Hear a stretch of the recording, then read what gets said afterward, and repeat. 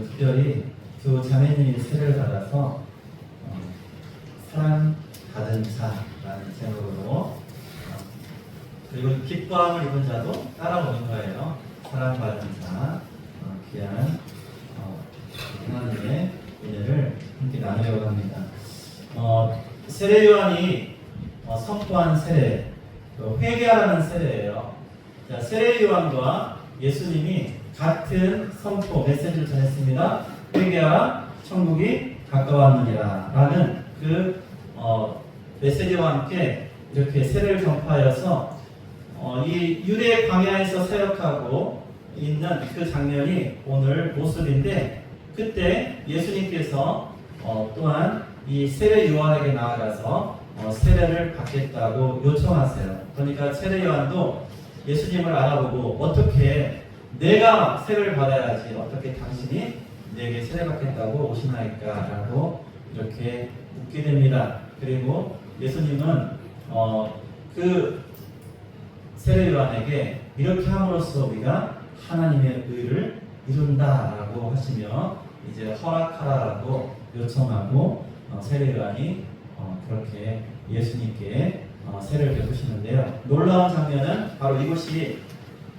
예수님이 세례받고 올라오실 때 성령이 뭐처럼요? 비둘기같이, 그리고 하늘에서 하나님의 음성이, 그리고 이 땅 가운데 누가 계세요? 예수님, 성부, 성자, 성령이 이렇게 가장 명확하게 이렇게 드러나는 것. 자, 창세기 1장에 우리와 같은 형상을 입은 우리의 모양을 따라서 이렇게 할 때 그 우리가 바로 삼위일체 하나님이신데, 바로 마태복음 3장에서 삼위일체 하나님이 이렇게 예수님의 현존하는 이 땅에 거하실 때 또한 하늘에서 하나님의 음성과 성령이 비둘기같이 내리는 것처럼 해서 삼위일체 하나님이 임하시는, 그리고 예수님이 또한 분부하고 명령하신 것이 너희는 가서 아버지와 아들과 성령의 이름으로, 다른 걸로 하면 안 돼요. 뭘로 해야 돼요? 아버지와 아들과 성령의 이름으로. 무슨 목사의 이름으로? 큰일이에요. 우리 장로님이 아주 신실하니까 장로님의 이름으로 세례를 줘야지. 안 됩니다. 나는 엄마를 사랑해. 엄마의 이름. 그러시면 안 돼요.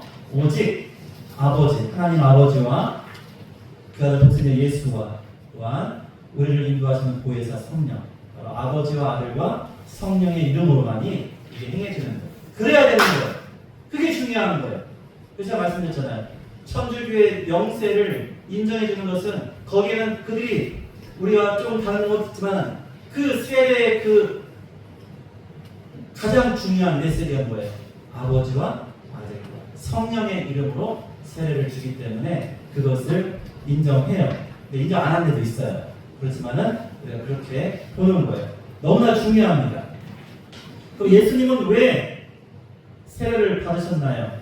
아니, 세례 요한이 전파한 세례는 무슨 세례라고요? 그렇죠. 회개의 세례예요. 회개의 세례. 예수님은 죄가 없으시잖아요. 죄 없으시잖아요. 그런데 예수님이 말씀하신 뜻은 이거예요. 모든 의를 이루기 위해서 라고 하시는 거예요. 자, 지금 예수님께서 이 땅에 오셔서 하나님의 뜻, 우리 인류를 구원하기 위한 그 하나님의 뜻을 이루어 나가는데, 예수님은 하나님의 뜻에 순종해서 오셨으며 또한 죄인의 형체를 입고 오셨어요. 그러나 죄는 없으세요. 그런데 그 주님이 걸어가시는 그 길은, 예수님은 순전한 죄 없고 흠없는 어린 양이시지만 그 어린 양에게 무엇이 전가되는 거예요? 여러분, 온 인류의 죄를 짊어지고 가시기 때문에 예수님이 이 회개의 세를 통해서 온 인류의 죄를 담당하시는 하나님의 어린 양으로서 또한 확증되는 그런 시간이 되는 거예요. 그렇습니다. 그러니까 예수님이 죄에 있어서 회개하시는 것이 아니라 바로 이 회개의 세를 통해서 온 인류의 죄를 어린 양 예수에게 또한 이렇게 전가하는 그런 놀라운 장면이 되는 거예요. 그리고 이 세례는요, 어떤 것입니까? 물에 잠길 때 이것이 뭐예요? 죽음이에요. 죽음입니다. 그리고 일어나는 것은 뭐예요? 부활, 새 생명을 얻는 거예요. 그래서 죄와 사망에 대해서 우리는 죄로 죽는 거예요. 그런데 이제 죄와 사망의 권세를 깨치고 일어나는 거예요. 하나님의 영광 가운데 우리가 그렇게 너무나 놀라운 그 은혜에 우리가 동참하게 되는 것이 바로 이 세례예요. 그런데 이 세례가 바로 우리 주님도 이렇게 받으시고 또한 이후에 이제 예수님 안에서 예수님도 또한 제자들과 함께 세례를 베푸셨어요. 그러니까 세례는 결국 이 땅에 오신 예수님이 교회가 앞으로 계속해서 사도 이후에 또한 제자들과 오늘 이르기까지 우리가 끊임없이 만민에게 복음을 전파하고 하나님의 중보한 것을 하나님이 예수님을 통해서 우리에게 가르치신 것을 우리가 지키며 또한 이 세례를 하는 것, 세례를 베푸는 것 너무나 중요한 거예요. 그리고 또 우리처럼 성찬을 행하며 우리 주님의 그 귀한 몸과 그 피를 기념하는 것, 이것이 우리 예배의 핵심이 되어야 돼요. 어떤 사람은 그렇습니다. 아니 이런 거 귀찮게 왜 그래요? 이렇게 말하는 사람은요 교만할 수 있어요. 여러분 왜 주일마다 우리가 성찬을 합니까? 그 예수님의 내어주신 몸과 그 피를 우리가 온전히 감사하며 그 은혜 속에 우리가 다시 한번 나를 비추고 주님을 깊이 묵상하고 그렇게 기념할 때 여러분 우리가 넘어지거나 교만하지 않고 다시금 온전해질 수 있는 큰 은혜를 경험하기 때문이죠. 예수님이 세례받고 올라오실 때 성령이 비둘기같이 임하셨습니다. 그리고 하늘로서 소리가 있었습니다. 이는 내 사랑하는 아들이요 내 기뻐하는 자라고 이렇게 말씀해 주십니다. 여러분 다시 말씀드리지만 이 장면은요 성경 가운데 성부, 성자, 성령 삼위일체 하나님이 동시에 나타난 이렇게 현존한 예수님과 함께 보여지는 현상으로서는 유일한 거예요. 유일한 장면이에요. 그러니까 얼마나 귀해요. 여러분 오늘 우리 두 분 세례 받으시는데 이곳에 우리 하나님 영광이 함께하고 우리 주님 임하시고 또한 우리 가운데 성령이 인도하시기 때문에 또한 우리가 세례를 베풀 때에도 삼위일체 하나님이 우리와 함께 하시는 거예요. 그렇기 때문에 우리가 그와 같이 선언하는 것입니다. 자, 하늘에서의 음성이 뭡니까? 자, 이는 내 아들이다.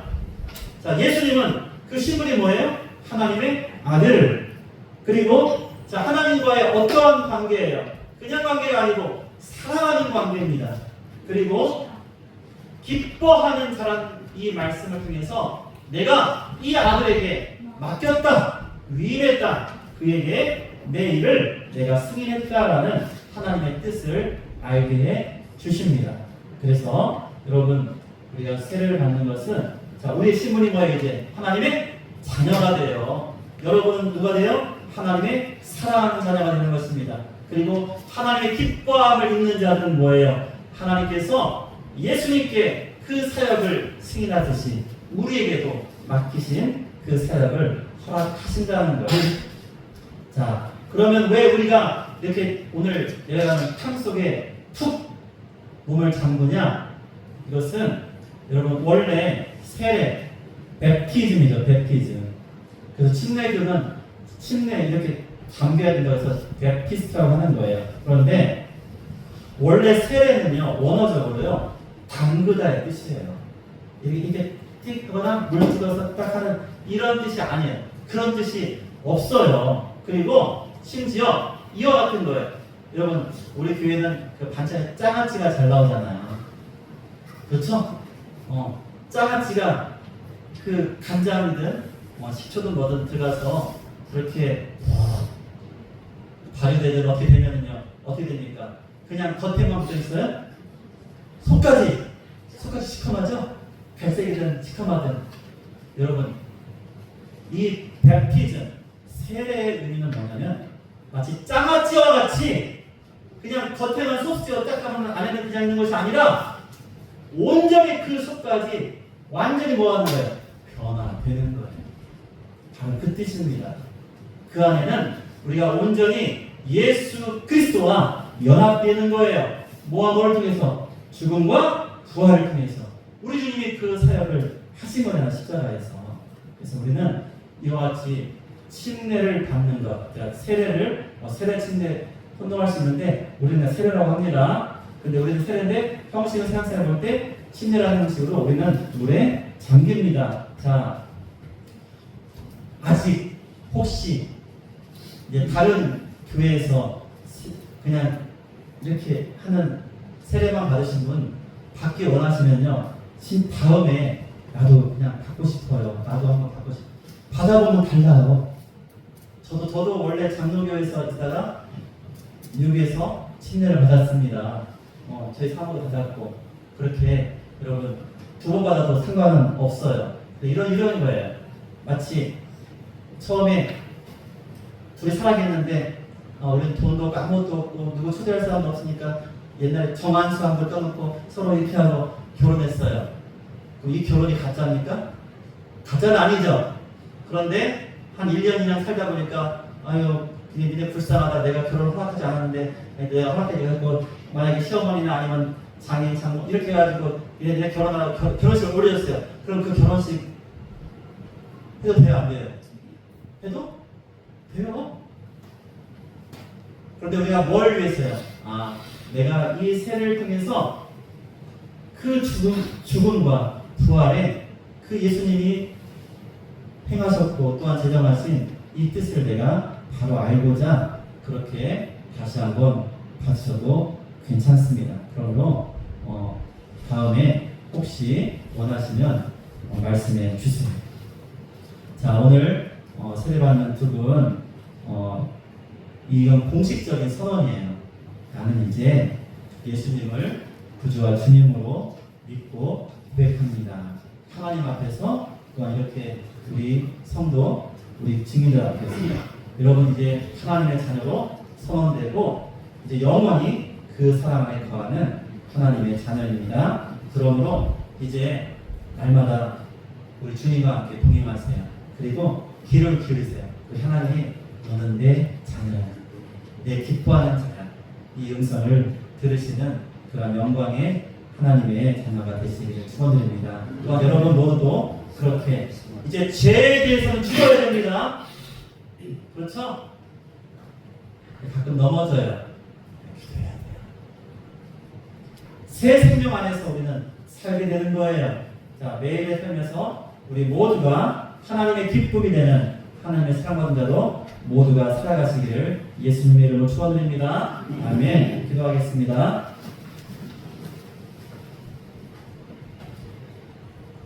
하나님 아버지, 예수님께서 우리를 대신하여 순종의 길을 시작하시며 세례를 받으셨듯이 오늘 세례를 받는 귀한 유명선, 정은영 자매님들을 축복하여 주시고 저희 예수님을 따라 죽음에서 생명으로 어둠에서 빛으로 나아가게 하여 주시옵소서.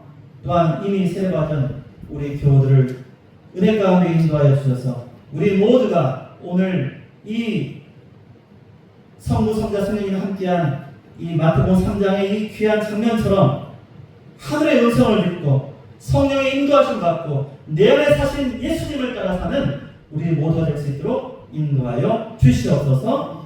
귀하신 예수님의 이름으로 기도합니다. 아멘.